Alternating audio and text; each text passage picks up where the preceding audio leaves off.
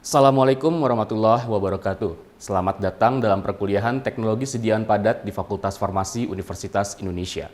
Pada sesi ini, saya, Raditya Iswandana, akan memandu perkuliahan yang dilaksanakan secara daring ini. Pada sesi ke-8, kita akan membahas tentang prosedur evaluasi sediaan padat. Setelah mengikuti topik sesi ini, mahasiswa diharapkan mampu menjelaskan jenis, prosedur, alat, dan persyaratan evaluasi sediaan padat khususnya tablet. Evaluasi dari suatu sediaan farmasi memegang peranan penting dalam menjamin mutu dari sediaan yang dihasilkan. Dalam sediaan padat, khususnya tablet, beberapa uji perlu dilakukan terkait hal tersebut, antara lain penampilan, ukuran, ketebalan, kekerasan, keregasan, keragaman bobot dan keseragaman kandungan, waktu hancur, disolusi, serta uji stabilitas. Pertama adalah uji penampilan. Yang termasuk di dalamnya adalah bentuk, dimensi, warna, dan kondisi permukaan dari tablet. Untuk pengukuran tablet, lazim digunakan jangka sorong sebagai alat bantunya. Berikut adalah contoh gambarnya. Terkait dengan ketebalan tablet, ada beberapa hal yang mempengaruhi. Hal tersebut dapat dilihat pada slide berikut ini.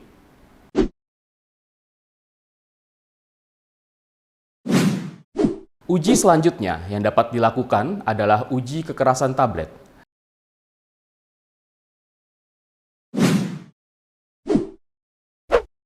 Alat yang digunakan dalam pengujian ini adalah hardness tester.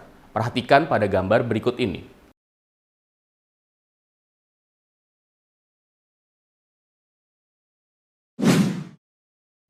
Untuk prosedur dan persyaratan dari uji ini dapat dilihat pada slide berikut.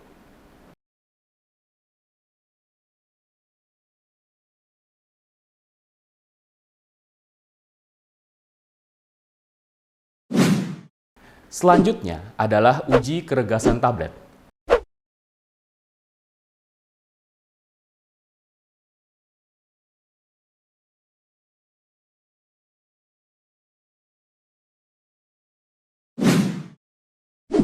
Alat yang digunakan dalam pengujian ini adalah friability tester. Perhatikan gambar berikut ini.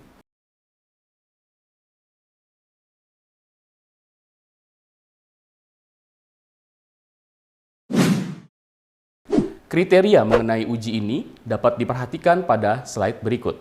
Tujuan dari pengujian ini adalah untuk mengetahui daya tahan tablet pada saat pengemasan dan juga distribusinya. Uji selanjutnya yang dapat kita lakukan adalah uji keseragaman sediaan. Uji ini terdiri dari uji keragaman bobot dan uji keseragaman kandungan.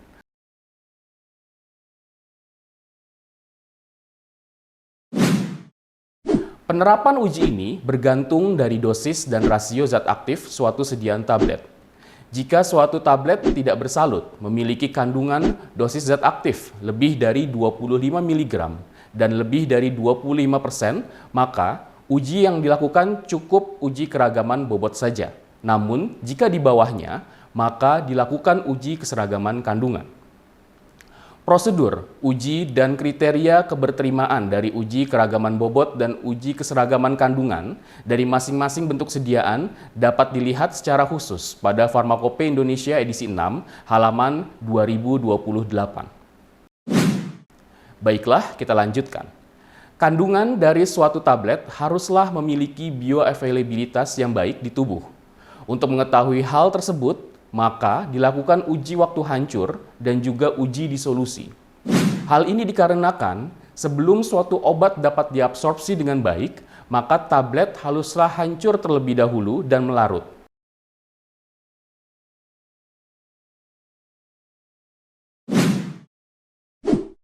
Yang pertama, uji waktu hancur. Pengujian waktu hancur merupakan prediksi in vitro ketersediaan hayati dari suatu obat. Meskipun korelasi in vivonya tidak selalu baik, namun masih cukup penting dari tinjauan teknologi sediaan padat. Parameter prosedur dan persyaratan dapat diperhatikan pada slide berikut ini. Alat yang digunakan adalah alat disintegration tester. Perhatikan gambar-gambar berikut ini.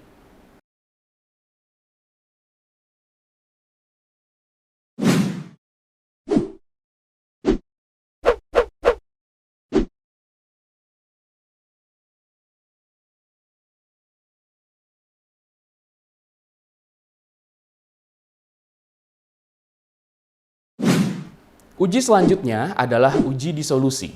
Dapat terlihat pada gambar bahwa disolusi obat memegang peranan penting sebelum suatu obat dapat diabsorpsi. Uji disolusi adalah uji biofarmasetik yang penting untuk menjamin efektivitas obat, di mana uji ini memiliki korelasi yang lebih baik dengan profil farmakokinetik obat secara in vivo dibandingkan dengan uji waktu hancur.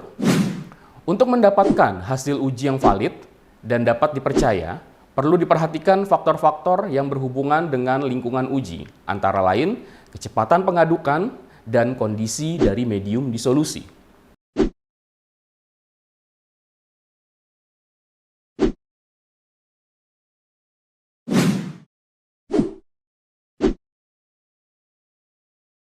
Uji disolusi dilakukan sesuai dengan ketentuan yang tercantum dalam monografi atau Farmakope Indonesia edisi terakhir, antara lain dapat terlihat pada slide berikut ini. Sedangkan ketentuan umum terkait dengan uji disolusi dapat dilihat langsung pada Farmakope Indonesia edisi 6.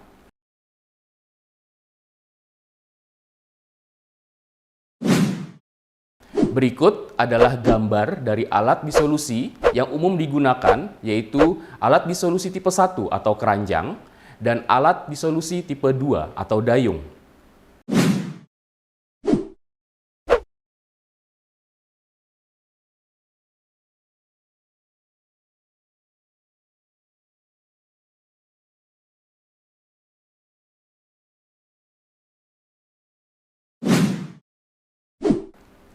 Prosedur uji terkait dengan uji disolusi dapat dilihat lebih lanjut pada Farmakope Indonesia edisi 6, halaman 2111 sampai 2119.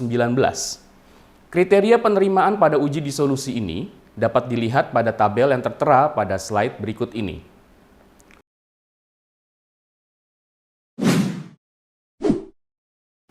Uji dapat dilakukan dalam 3 tahap, seperti yang tertera pada tabel.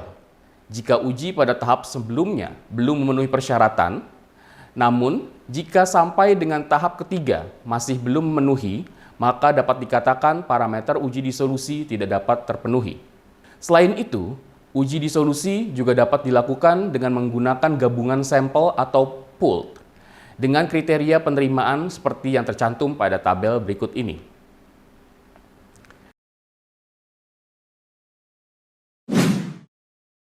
Tipe dari alat disolusi terdiri dari USB Dissolution Apparatus. Kategori official ada 7 tipe alat.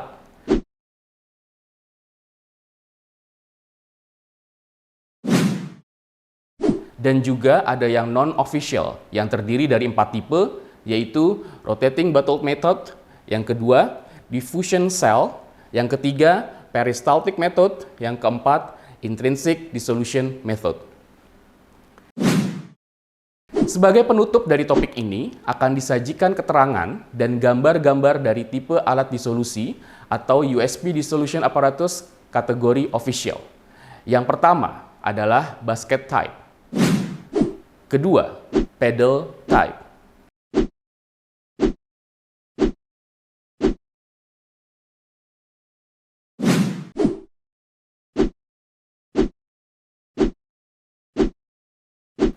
Ketiga, reciprocating cylinder.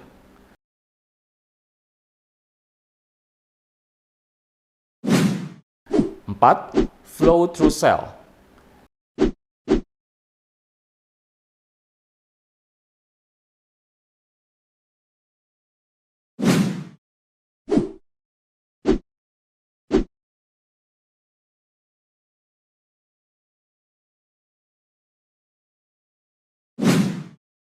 Lima, pedal over disc.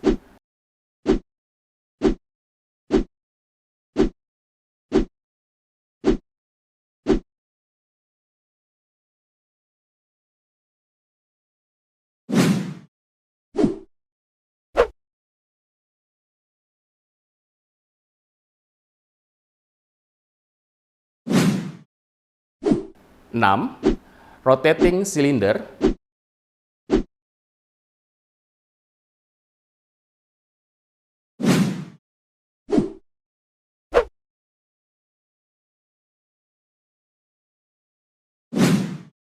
Dan dan ketujuh, reciprocating disk.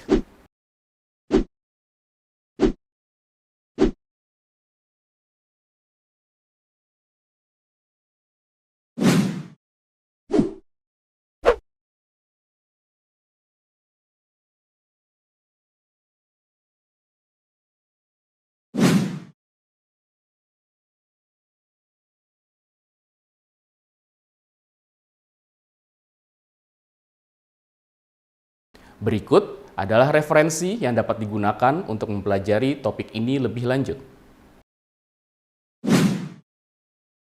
Demikian perkuliahan ini. Setelah mengikuti topik di sesi 8 ini, mahasiswa diharapkan mampu menjelaskan jenis, prosedur, alat, dan persyaratan dari evaluasi sediaan padat, khususnya tablet.